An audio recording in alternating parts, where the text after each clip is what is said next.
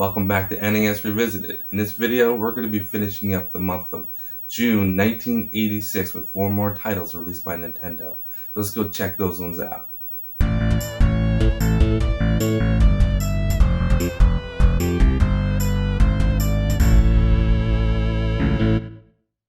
Alright, let's check out Balloon Fight. No title music. There are 3 modes to check out. Game A has you fly around solo with the purpose of popping the balloons of all the enemies. The concept is pretty simple. Press A to flap your arms or hold B to flap constantly.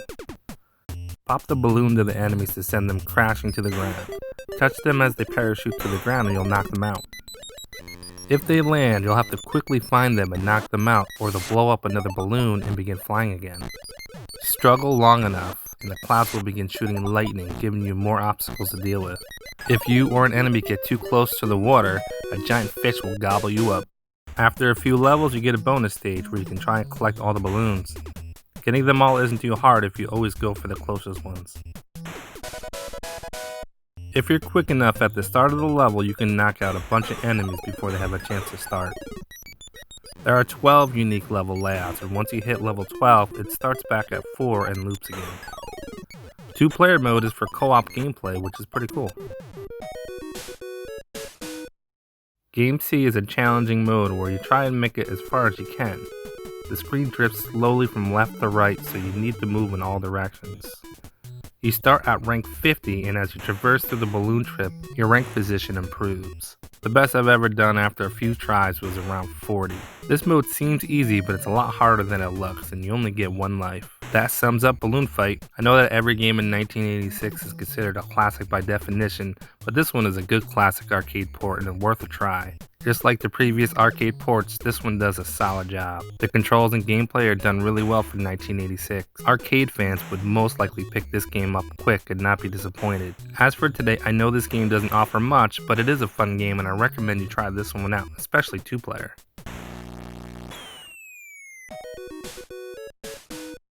Mario Bros. Before they were Super. This classic game has 2 game modes, A and B, and as usual, A is for beginner and B is expert mode. You get 2-player modes as well, which can be either played cooperatively or competitively depending on your mood. The object of this game is pretty simple. Flip the turtles by hitting the platform underneath them, and if they're upside down, kick them. You can't jump on any enemies in this game. If you fail to get them, they'll flip back and change color, a little angry at the situation. If there's only 1 turtle left, he'll change color too and go turbo. The POW block can be used a few times during the level to flip anything on the ground. Use this as a last resort, or if there's a bunch of enemies only 1 row away to clean up. Phase 3, you get to test your skill. Just collect all the coins, which will boost your score up. Phase 4 introduces the crabs, which take 2 hits. First one gets them angry, and the second one flips them so you can kick them. Phase 6 introduces the fighter fly. They're a little harder to deal with because they hop along, but they only need 1 hit. Make it to Phase 9 and you'll find a freezy.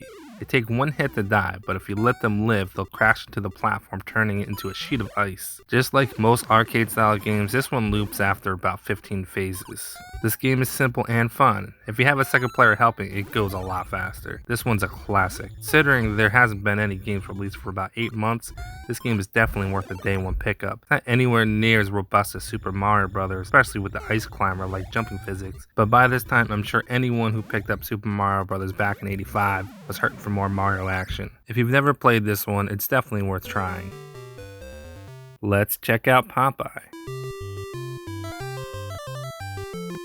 Intro music is pretty spot on. Popeye, another arcade port, has 2 modes, A is beginner and B is expert. You only get 3 stages in this game.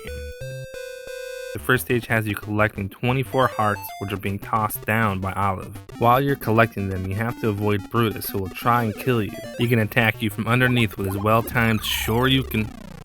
He'll also jump down too, so you'll need to watch out. This happens far more after 1 complete round of A, or if you start off in game B, the higher difficulty. If you wait long enough, he'll get real mad and start chucking cold beers at you.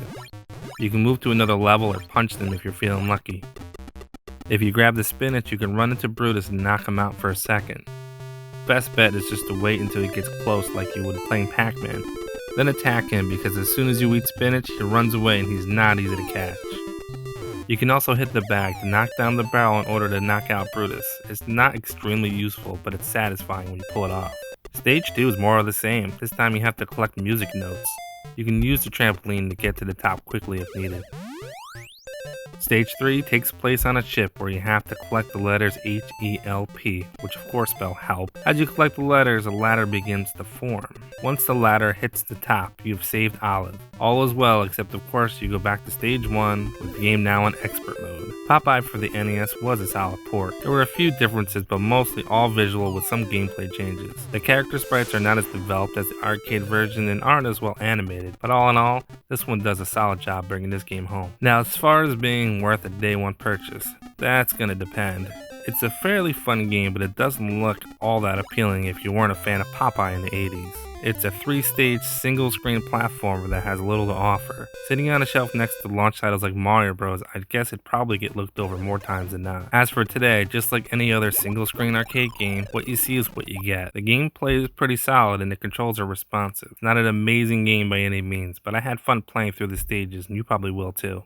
Time for everyone's favorite NES game, Gumshoe. Alright, so maybe it's not everyone's favorite. Chances are you probably never played this game. I know I never did until today. Gumshoe is a light gun platform hybrid. The main character, Mr. Stevenson, has had his daughter kidnapped and now has to grab 5 Black Panther diamonds to pay ransom.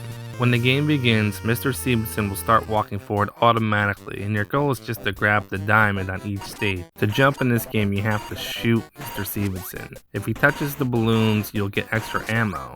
You can shoot any moving enemies on the screen, but you can't shoot the skulls or touch them. Every enemy in this game will kill you in one touch, but you can acquire certain power-ups to protect you.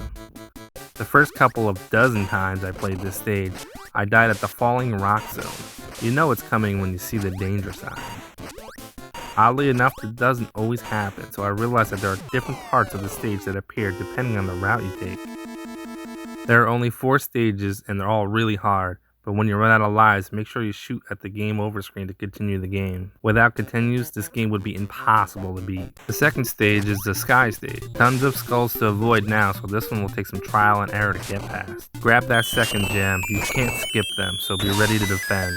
If you die, you won't have to collect it again, but if you continue, you will lose it. Survive that and you'll end up making it to the payphone, which is about halfway through the level.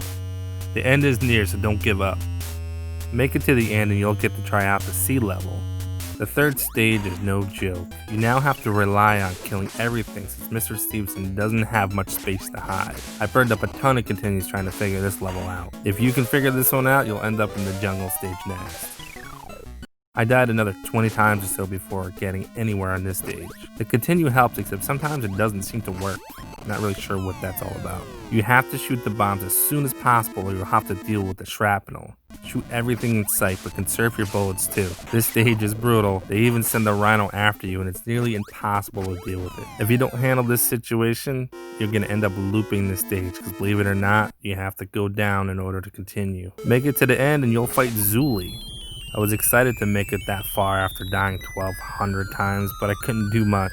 I know so far I've been showing off every level of every game, but that's not really my intention. I try and play as much as I can so I can really get a taste for the game. I also want to show enough so that you can get a true feel of the game as well, even if the game is terrible. Alright, so that was a lot of content. Was this game worth a day one purchase?